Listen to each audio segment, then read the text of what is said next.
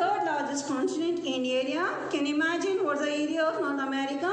16.4% in the world after Asia and Africa.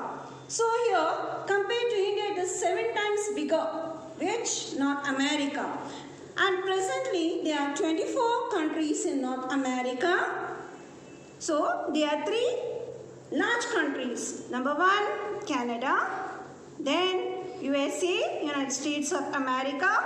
Then third comes here, Mexico. So, these are very large in size. Which? Canada, USA and Mexico. And then comes here the Caribbean islands. They are also included physical of North America. Okay? Now let us come here for the physical divisions of North America. Which are the physical divisions of North America? There are 4. Number 1 called the Western Cordilleras or the Rocky Mountains. The second comes the Great Central Plain. Third, the Appalachian Highlands. And the fourth, the Coastal Plains. Okay? Now let us have the brief study one by one, the physical division of North America. Right? Now let us study the first one, the Western Cordilleras Mountains. These mountains are also called as Rocky Mountains. They are young mountain ranges. What are the mountains can be found over here to the north and south? It's been to the north and to the south here. Now it consists of a series of Colorado have been circled, right?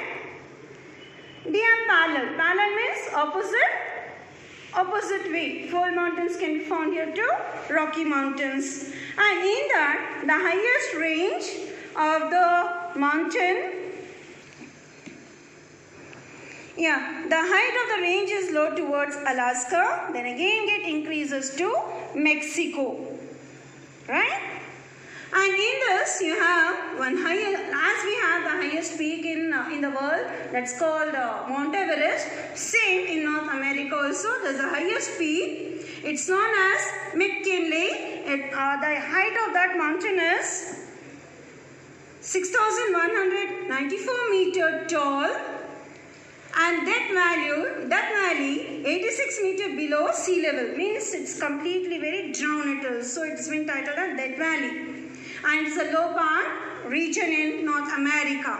And one more which attracts a beauty for the tourist here, Whitney Mountain and White Mountain, that comes in California. And one more, they have been called the plateaus. The plateaus are like Colombia, Colorado, Mexican Plateau. These are important plateaus here. Then comes here to the second, the Great Central Plain. What is this Great Central Plain? It refers to prairies. This lies between the Appalachians. It is also called the Eastern Highlands.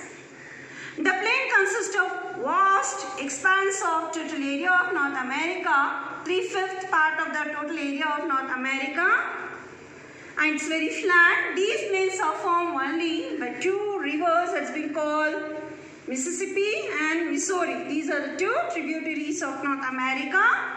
And one of the most important fertile plains of the world is good farming region in North America, right? Now let's move to the third one called the Appalachian Highlands, or also called as the Eastern Highlands. Your children, you can see these mountain pictures in your textbook. The Eastern Highlands are also known as the Appalachians are folded mountains. They present their height towards east of the Appalachian ranges in increasing way and decreasing way. St. Lawrence Valley that separate the Labrador Plateau from Appalachian Range, and they are very rich deposition of coal, lead, zinc, copper, etc. And a vast population can be seen in this Appalachian Highlands. Okay. Next comes to the last physical division, coastal plain.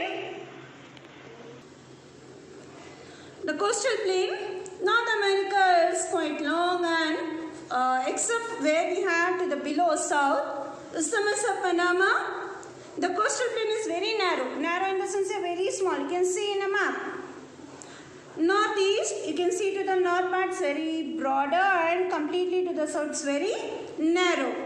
The average height is 150 meter above sea level, and they are relatively plain with sandy soil.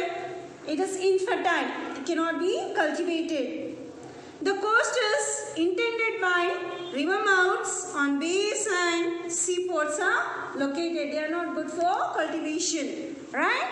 Now, to learn into this, now let us see which are the rivers and lakes of North America.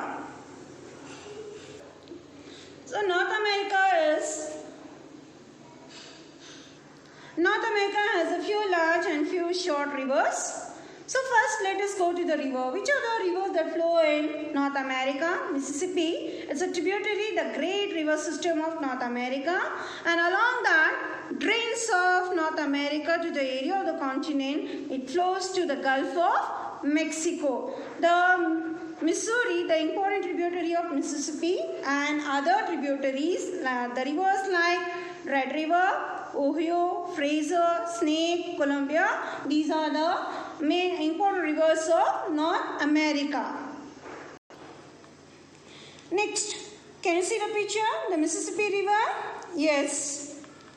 They are west flowing rivers. There are three. Number one called Colorado, Columbia and Fraser, where they flow towards the west part of North America. So in that, they are short and swift, that flows to the Pacific Ocean, and River Colorado, River Columbia, they are west flowing rivers and they are very short and swift here. River Columbia flows towards Columbian Plateau.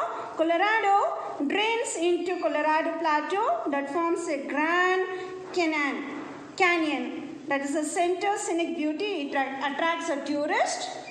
And the Grand Canyon has got the title called Natural Wonder of the World. You can see below one more river. And this is a picture of famous for scenic beauty and tourism. Okay? And the Canadian Shield that's been drained, that drain are small rivers. They flow to the Hudson Bay. St. Lawrence is an important river of USA and Canada that passes Great Lake, and it remains frozen for 3 months. Completely snow. And important lakes of North America, they are very large number. They are for. Now let's study about the lakes of North America. They are large in number of freshwater and saltwater lakes. They are situated at the southern border of Canadian Shield. Which are those? Huron, Ontario, Erie, Superior. These are the important lakes of North America, both freshwater and saltwater. And they are togetherly, when you put up all these lakes, they are titled as homes. H-O-M-E-S. Lake Superior is the largest of Great Lake, the largest freshwater lake in the world. Which one? Lake Superior. Chicago and Detroit, they are situated in the Michigan. And next one more called Canada, Lake Winnipeg. These are the important lakes of North America. Now, after learning to the lakes and rivers, now let us move to the climate and vegetation.